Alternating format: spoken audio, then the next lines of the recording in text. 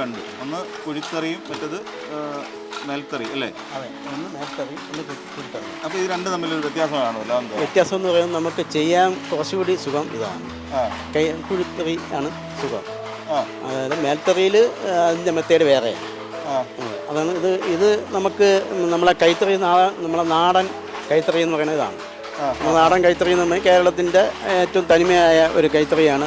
നാടൻ കൈത്തറിയാണ് ഈ കുഴിത്തറി എന്ന് വരുന്നത്. അത് മേൽത്തറി എന്ന് പറയുന്നത് അതിന് ശേഷം വന്നതാണ്. അതിന് ശേഷമാണ് ഈ മേൽത്തറികളൊക്കെ വന്നത്. അപ്പോൾ അതിന് ശേഷം നമ്മൾ ഇപ്പം എല്ലാവരും ഈ തൊഴിൽ ചെയ്യുന്നുണ്ട്. അവർക്കൊക്കെ ഇഷ്ടം ഇത് തന്നെയാണ്. ഇത് തന്നെയാണ്. ഇതുകൊണ്ടുള്ള ഇത് പിന്നെ അങ്ങനെ ഒരു പ്രത്യേകത എന്താ ഇതിൻ്റെ ഇഷ്ടപ്പെടാനുള്ള ഒരു പ്രത്യേകത? ഇത് ക്വാളിറ്റി നീണ്ടു നിൽക്കുന്നുണ്ട്, ഈട് നിൽക്കുന്നതാണ്. അത് ശരി, ഈട് നിൽക്കുന്നതാണ്. അതുകൊണ്ടാണ് ഇത് ഇഷ്ടപ്പെടുന്നത്. അപ്പോൾ ഇതിൻ്റെ ഈ നൂലുകൾ തമ്മിൽ അങ്ങനെ വ്യത്യാസം വരും? നൂലുകളിൽ വ്യത്യാസമുണ്ട്. അതിൻ്റെ നമ്മൾ ഓരോ നൂലും എടുത്ത് നോക്കുമ്പോൾ അതിന് വ്യത്യാസങ്ങളുണ്ട്, ഒരുപാട് വ്യത്യാസമുണ്ട്. ഓ അത് ശരി. അപ്പം നൂലിൻ്റെ വ്യത്യാസമുണ്ട്, ക്വാളിറ്റിയിൽ വ്യത്യാസമുണ്ട്. പിന്നെ ഈ ഇത് നമുക്ക് ഈട് നിൽക്കുന്ന ക്വാളിറ്റിയുള്ള സാധനമാണ്. വിലയിലും അപ്പോൾ വിലയിലും കൂടും, വില വർദ്ധിക്കുകയും ചെയ്യും. ഓ അത് ശരി. അപ്പോൾ ഇതിൻ്റെ നൂലൊക്കെ എവിടുന്നാണ് അപ്പം കിട്ടുന്നത്? ഈ നേരത്തെ ഉള്ള ഹാൻഡെക്സ് അങ്ങനെ? ഹാൻഡെക്സ് നമ്മളെ കേരള സർക്കാർ കുറേയൊക്കെ ഇഷ്യൂ ചെയ്യുന്നുണ്ട്, പ്രൈവറ്റ് മേഖലയിലും ഉണ്ട്. സർക്കാർ സ്ഥാപനത്തിലുള്ളത് സർക്കാർ അയക്കുന്ന സാധനമാണ് കാണുന്നത്. അത് സർക്കാരിൻ്റെയാണ്. ഇത് പ്രൈവറ്റ് മേഖലയിലുള്ള സാധനമാണ് ഈ വാങ്ങിയെടുക്കുന്നത്. ഹാൻഡെക്സ് ഇതിലേതാ നല്ല നൂല്? നല്ല നൂല് തന്നെ.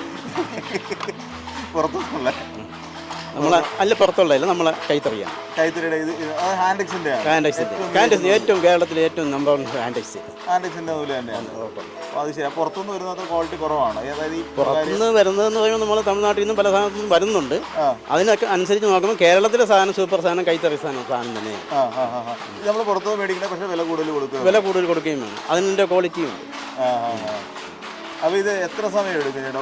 നമുക്കൊരു മുണ്ട് ഇപ്പോൾ സാരിയാണോ ഇത് ചെയ്യുന്നത്? ഇത് സെറ്റ് മുണ്ടാണ്, നേരിയതാണ്. ഇതിൻ്റെ അതാണ് അതിൻ്റെ മുണ്ട്. അപ്പോൾ ഓരോരുത്തർക്കും ഓരോ സെഷനായിട്ട് ചെയ്യുകയാണ്? ഓരോരുത്തരും ഓരോ സെഷനായിട്ട് തന്നെ ചെയ്യുന്നു. അപ്പോൾ വേറൊരു കാര്യം കൂടി, ഇപ്പം ഈ ചിലത് കളറില്ലാത്ത നമ്മൾ മുണ്ടുകൾ ഞാൻ അവിടെ കണ്ടിരുന്നു. ഈ കളറില്ലാതെ ചെയ്യുന്നത് പലപ്പോൾ തന്നെ ഇത് പിന്നീട് കളർ മുക്കുകയോ അങ്ങനെ എന്തെങ്കിലുമൊക്കെ ചെയ്യാറുണ്ടോ? അല്ല, ഈ നമ്മളെ കൈത്തറിയിൽ മുക്കിയൊന്നും കൊടുക്കാറില്ല. ഇല്ല, ഇതേ ക്വാളിറ്റി തന്നെയാണ് കൊടുക്കുന്നത്.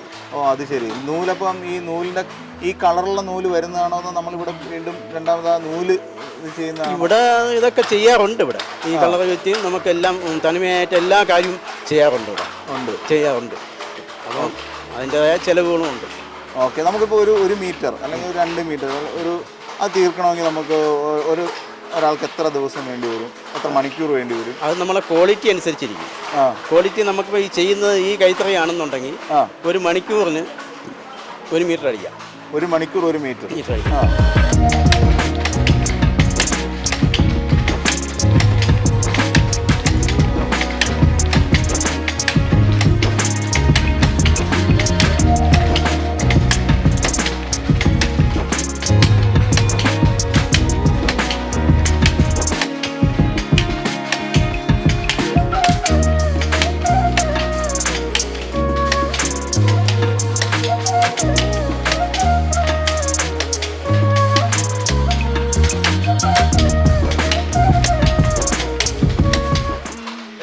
ഇവിടെ ജോലി ചെയ്യാൻ തുടങ്ങിയിട്ട് 20 വർഷമായി.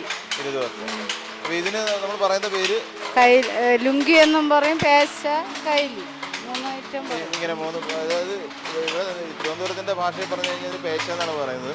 ശരിക്കും ഇത് നമ്മൾ സാറിന് ഉപയോഗിക്കുന്ന ലുങ്കി, കൈലി എന്നൊക്കെയാണ് നമ്മൾ പൊതുവിൽ കേരളത്തിൽ ഒട്ടുക്കെ പറയുന്ന ഒരു പേര്. അപ്പോൾ ഇത് പിന്നെ നെയ്തുകൊണ്ടിരിക്കുകയാണ്. നമ്മൾ ഇപ്പോൾ കാണുന്ന ഇത് നെയ്തുകൊണ്ടിരിക്കുകയാണ്. ഈ ഒരു കൈലി, പേശ, ലുങ്കി ഈ സാധനം ഇപ്പോൾ നെയ്തുകൊണ്ടിരിക്കുകയാണ്. ഇതിനൊരു പ്രോസസ്സുണ്ട്. ഇത് നെയ്തെടുക്കുന്നതിന് പറയുന്ന പേര് തറി എന്നാണ്. ഈ തറിയിൽ എങ്ങനെയാണ് നമ്മൾ നൂല് ഇതിന് പറയുന്നത്? ഓരോന്നിനും ഓരോ പേരുണ്ടല്ലോ. അങ്ങോട്ടൊരു പോകുന്ന ഒരു നൂലിനും ഒരു പേര് പറയും, ഇങ്ങോട്ടുള്ള ഒരു നൂലിനൊരു പേര് പറയില്ലേ? ഇവിടെ നിന്ന് പാവ് ചുറ്റി നമുക്ക് നെയ്യാൻ തരും. നമ്മൾ നൂല് തരുമ്പോഴും നമ്മൾ നെയ്തെടുക്കണത്. ഇതിനോരോ പേര്. ഊടും പാവും എന്ന് പറയുന്നത് എങ്ങനെയാണ്? ഇപ്പം ഇത് പാവ് ഇങ്ങനെ വരുന്നത് പാവ്. ഈ ക്രോസിന് പോകുന്നത് നമ്മൾ ഊടെന്ന് പറയും. അപ്പോൾ ഇത് വളരെ സിമ്പിളായിട്ട് പറഞ്ഞാൽ മനസ്സിലാവുന്ന ഒരു കാര്യമാണ്. നമുക്ക് നേരെ അവിടെ നിന്ന് ഇങ്ങോട്ട് വരുന്ന, അതായത് ഒരു കൈലിയുടെ ക്രോസിൽ പോകുന്നതിന് നമ്മൾ പറയുന്ന പേര് ഊടെന്ന് പറയും. അതിന് നേരെ വെർട്ടിക്കലായിട്ട് നമ്മുടെ കയ്യിൽ ഉടുക്കുന്ന ഒരു പൊസിഷൻ വെച്ചിട്ടാണ് പറയുന്നത്. വെർട്ടിക്കലായിട്ട് വരുന്ന നൂലിനെയാണ് നമ്മൾ പാവ് എന്ന് പറയുന്നത്. ഇവിടെ വെച്ച് ഇപ്പോൾ ചേച്ചി ചെയ്തുകൊണ്ടിരിക്കുന്ന ഊട് സെറ്റ് ചെയ്ത് കഴിഞ്ഞിരിക്കുകയാണ്. ഇപ്പോൾ ഈ തറയിൽ ഊട് സെറ്റ് ചെയ്ത് വെച്ചിട്ട് ഇതിലൊരു പാവ് കടത്തി വിട്ട് അതിനെ ഒരു ക്ലോത്ത് അല്ലെങ്കിൽ തുണി, നമ്മൾ ഏതാണോ ഉദ്ദേശിക്കുന്നത്, മുണ്ടാണെങ്കിൽ മുണ്ട്, കൈലി ആണെങ്കിൽ കൈലി, ആ രീതിയിലേക്ക് ചേച്ചി ഇങ്ങനെ മാറ്റിക്കൊണ്ടിരിക്കുകയാണ്. അതിനാണ് നമ്മൾ തറി ഉപയോഗിക്കുന്നത്. ഈ തുണി നെയ്തെടുക്കുന്നതിന് ആണ് തറി ഉപയോഗിച്ചുകൊണ്ടിരിക്കുന്നത്, അല്ലേ ചേച്ചി? അപ്പോൾ ഇതിലെങ്ങനെയാണ് അതിൻ്റെ ഒരു രീതി എന്ന് അറിയാൻ പറ്റുമോ? നമ്മളിത് നെയ്തെടുക്കുന്നത് എങ്ങനെയാണ്? ഈ പാവ് ഇതിനകത്ത് കൂടെ, ഇപ്പം എന്തായാലും ഈ പാവ് ഇതിനകത്ത് കൂടെ, അല്ല ഊട് ഇതിനകത്ത് കൂടെ കയറ്റി വിടണമല്ലോ, അതെന്താണ് ചെയ്യുന്നത്?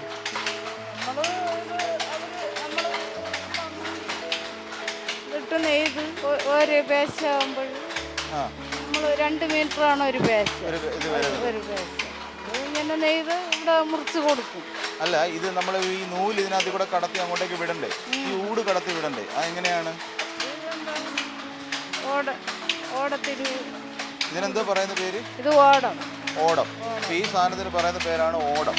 ഈ ഓടത്തിലാണ് മൊത്തം ടെക്നിക്ക് ഇരിക്കുന്നത്. അത് ഈ പാവ് ഇതിലൂടെ കടത്തി വിടുന്നതിന് ഉപയോഗിക്കുന്ന ഈ സാധനത്തിൻ്റെ പേരാണ് ഓടം. വളരെ മനോഹരമായി ഡിസൈൻ ചെയ്തിരിക്കുന്നുണ്ട് ഇതല്ലേ? നമ്മൾ നോക്കിയാൽ തന്നെ ഒരു അത്ഭുതം ഉണ്ടാകുന്ന രീതിയിൽ തന്നെയാണ് ഈ ഡിസൈൻ ചെയ്തിരിക്കുന്നത്. അപ്പോൾ ഇതെങ്ങനെയാണ് ഇതിലേക്കൂടെ പോകുന്നത് എന്നുള്ളത് കളർ ചുറ്റി ഇവിടെ തരുമ്പോഴും നമ്മളിതിൽ നെയ്യും. ഈ നൂലിൻ്റെ ഈ സാധനം എടുത്തിട്ട് നമ്മൾ ഇതിനകത്തേക്ക് കയറ്റി വയ്ക്കും. കയറ്റി വെച്ചിട്ട് ഈ നൂല് ഇതുവഴി എപ്പുറത്തേക്ക് എടുക്കുക?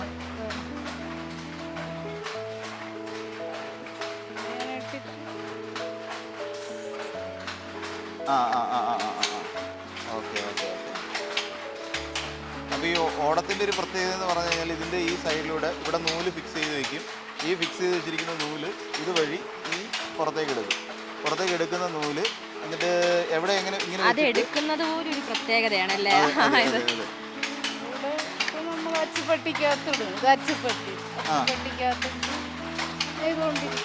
എന്നിട്ട് ഇത് നേരെ കടത്തി വിടും. നമ്മൾ ഈ 2 മെതിയടിയുണ്ട്, അതിന് ഓരോ കാല് ചോട്ട് ഒരു മെതിയടി എന്നാണ് അതിന് പറയുന്നത് പേര്. അത് മെതിയടിയാണ്. ഓരോ ഭാഗത്ത് ഓരോ കാല് ഇങ്ങനെ ഒരടി ഇവിടെ ഓരോ കാലും മാറി ചവിട്ടും. ഓരോ കാലും നമ്മൾ മാറി ചവിട്ടുമ്പോൾ ഇതിനകത്തേക്ക് വന്നിരിക്കുന്ന ഈ ഊട് പതുക്കെ അകന്നിട്ട് അതിനകത്ത് കൂടെ ഈ ഓടം കടന്നു പോകും. ഈ നൂലോട് കൂടി ഓടം കടന്നു പോകും. ഈ ഓടത്തിൻ്റെ ഒരു ഗുണമെന്ന് വെച്ച് കഴിഞ്ഞാൽ ഇതിൻ്റെ ചുവട്ടിൽ നമ്മളെ വീലുകൾ കാണാം. ഈ വീലുകളാണ് ഇതിനെ ഈ ഓടത്തെ ഈ ഊടിനകത്തൂടെ കൊണ്ട് പോകുന്നത്. ഇതിൽ ഈ നൂല് പ്രത്യേക ഒരു രീതിയിലാണ് ചെയ്തിട്ടുള്ളത്. അതെ. കാര്യം ഇവിടെ ഇത് തമ്മിൽ ഈ 2 ഊടുകൾ തമ്മിലുള്ള ഡിസ്റ്റൻസ് വരും. ഇവിടെ ഈ 2 ഊടുകൾ തമ്മിലുള്ള ഈ ഗ്യാപ്പിലൂടെ ഇത് കുത്തിക്കയറി അങ്ങ് പോകണം. അങ്ങ് പോയി എന്നിട്ട് ഇതേ സാധനം തന്നെ തിരിച്ച് ഇതേപോലെ അടുത്ത ഒരു ഇതിങ്ങനെ ഓരോ കാലം മാറി ചവിട്ടുമ്പോൾ ഈ ഊടുകൾ തമ്മിൽ ഡിസ്റ്റൻസ്, അല്ല ഈ ഊട് തമ്മിൽ ഡിസ്റ്റൻസ് വരുന്നു. ഡിസ്റ്റൻസിനകത്ത് കൂടെ ഈ ഓടം കടന്നു വരുന്നു. ഈ ഓടത്തിനകത്ത് വെച്ചിരിക്കുന്ന പാവിന് വേണ്ടി ഉപയോഗിക്കുന്ന ഈ നൂല് ഇതിനുള്ളിലൂടെ കടന്ന് ഇങ്ങനെ പൊക്കൊണ്ടേയിരിക്കും. ഈ രീതിയിലാണ് ഇതിൻ്റെ ഈ ഭാഗം ചെയ്തിട്ടുള്ളത് ഈ കളർ വെച്ചിട്ടല്ലേ? അത് ഇത് ബ്ലാക്ക്,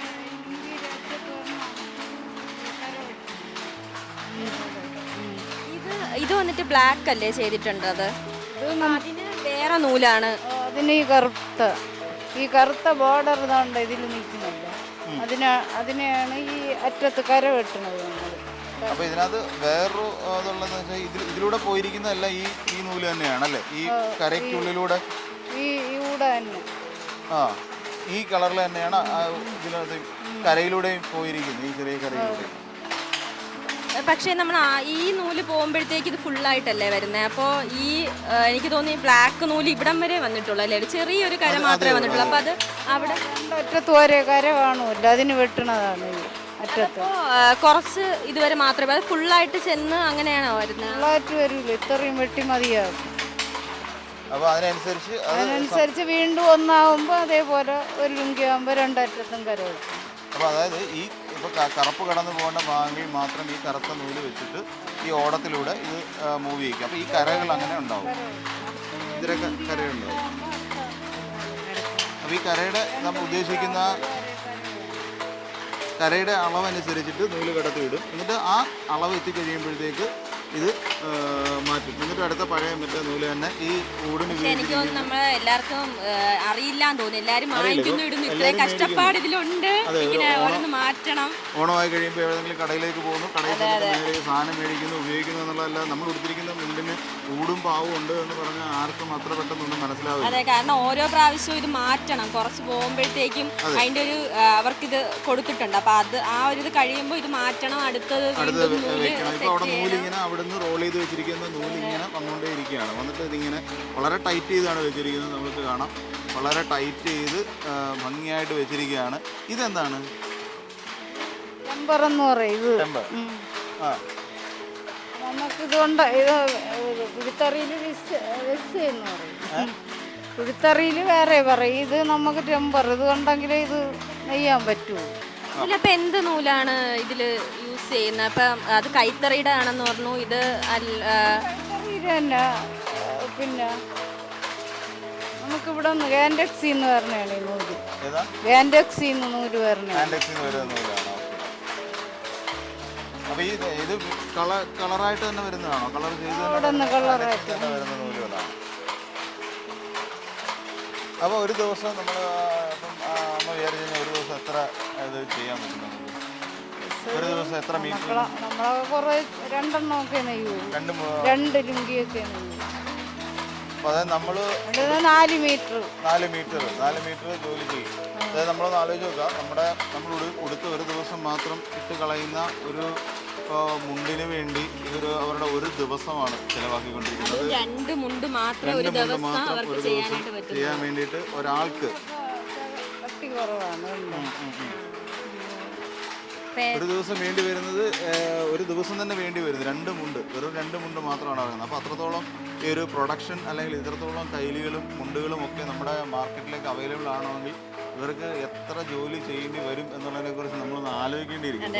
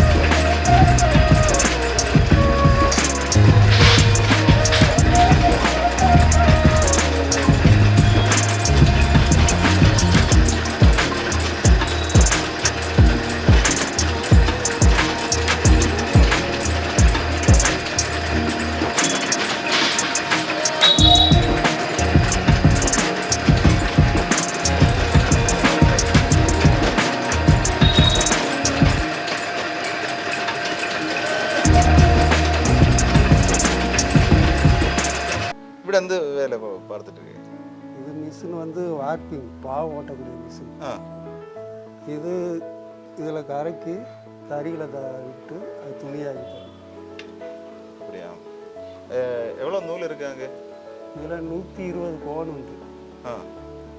120 கோன் வச்சு 29 கண்டம் ஓடும். 29 பிரவாசம் ஓடுது.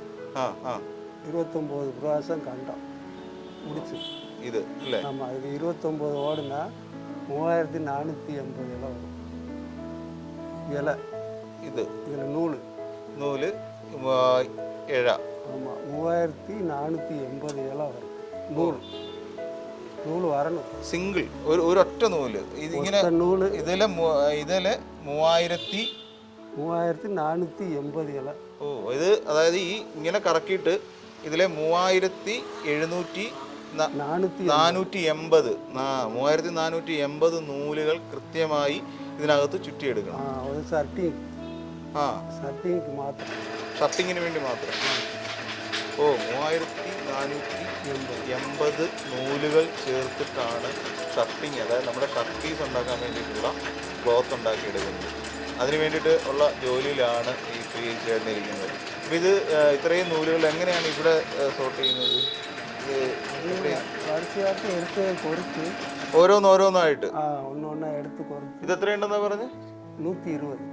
അതായത് 120 കോണിൽ നിന്ന് ഈ 120 നൂലുകൾ അവിടെ നിന്ന് എടുത്തിട്ട് കൃത്യമായി ഇതിൽ ഓരോന്നിലൂടെയും കടത്തി ഇതിൻ്റെ നടുക്ക് ഒരു കമ്പി സ്റ്റീൽ റോഡ് വരുന്നുണ്ട്. ഈ സ്റ്റീൽ റോഡ് നടുക്ക് വെച്ചിട്ട് புனி எடுக்கக்கூடிய சாதனம். புனி எடுக்கிறோம்ல, புனி எடுத்து வச்சா பாவு நிரடக்கூடிய ஆளு வரிசையாட்டு நிரடும். ഓരോന്നോരോന്നോരോന്നോ நூல் வரிசையா வரும். അതായത് ഇത്രയും നൂല് എത്ര സമയം എടുക്കും? എவ்வளோ ടൈം? அது 2-3 மணி நேரம் ஆயிடும். ஒரு பாவுக்கு 3 மணி நேரம் ஆகும். 3 മണി, അതായത് 3 മണിക്കൂർ. 3 മണിക്കൂർ കൊണ്ടാണ് ഇത് ഇത്രയും ചെയ്തെടുക്കുന്നത്. ഇത്രയും നൂലുകൾ 100 ചില്ലുവാനം കോണുകളിൽ നിന്ന് വരുന്ന 3480 ഇഴ, ആ ഇഴ ഇതിനകത്ത് ചുറ്റിയെടുക്കാൻ വേണ്ടി എടുക്കുന്ന സമയം. ഇത് എത്ര തവണ റൊട്ടേറ്റ് ചെയ്ത് വരണം? ഇത് ഒരു ഇതെന്ന് പറഞ്ഞാൽ இந்த வரிசையா இது 29 തവണ ഇത് ചുറ്റണം. இது சுத்துறது வந்து 160 மீட்டர் ஓடும். 160 മീറ്റർ. ஆமா, ஒரு சுத்துக்கு 2 மீட்டர். ഒരു ചുറ്റുക്ക് 2 മീറ്റർ. அப்ப 50 പ്രാവശ്യം ഓടുന്നാക്ക 180 മീറ്റർ. പല്ല് കണക്കുണ്ട്, അങ്ങനെ പല്ലുണ്ട്. നമുക്ക് വേണ്ടിയ മീറ്റർ വേണമെങ്കിൽ പല്ല് മാറ്റി വെച്ചാൽ അത്ര മീറ്റർ കൂടുതൽ എടുക്കാം. അപ്പോൾ അത് മീറ്റർ മാറ്റി വെച്ചാൽ അത് പല്ല് മാറ്റി വെച്ചാൽ കുറയ്ക്കുകയും ചെയ്യാം, കുറയ്ക്കുകയും ചെയ്യാം, കൂട്ടുകയും ചെയ്യാം. പല്ല് മാത്രമല്ല, നമുക്ക് 200 മീറ്റർ വേണമെങ്കിൽ 50 പല്ല് വെച്ചാൽ, 40 പല്ല് വെച്ചാൽ 80 മീറ്റർ ഡബിളാവും. ഒരു പ്രാവശ്യം ഓടിനാൽ ഡബിളാവും. 40 പല്ല് വെച്ചാൽ, 50 പല്ല് വെച്ചാൽ 100 മീറ്റർ ഓടും. വളരെ ശ്രദ്ധിച്ചും വളരെ സൂക്ഷ്മതയോടും കൂടി കൃത്യതയോടും കൂടി വെറുതെ ചെയ്താൽ പോരാ. ഇത് നേരത്തെ പറഞ്ഞല്ലോ, നമ്മുടെ കണ്ണ്, മനസ്സ്, നമ്മുടെ ഉള്ളിലെ കണക്കുകൾ ഇതെല്ലാം കൂടെ ഉൾക്കൊള്ളിച്ച് വേണം നമ്മൾ ഓരോ ജോലി ചെയ്യുമ്പോഴും. ഇത് ഒരു നൂല് നമുക്ക് ഒരു സൂചിക്കുള്ളിലൂടെ കടത്താൻ പോലും നമ്മൾ കിടന്ന് പാടുപെടുന്ന സമയമാണല്ലേ, നമുക്ക് എല്ലാവർക്കും അറിയാം.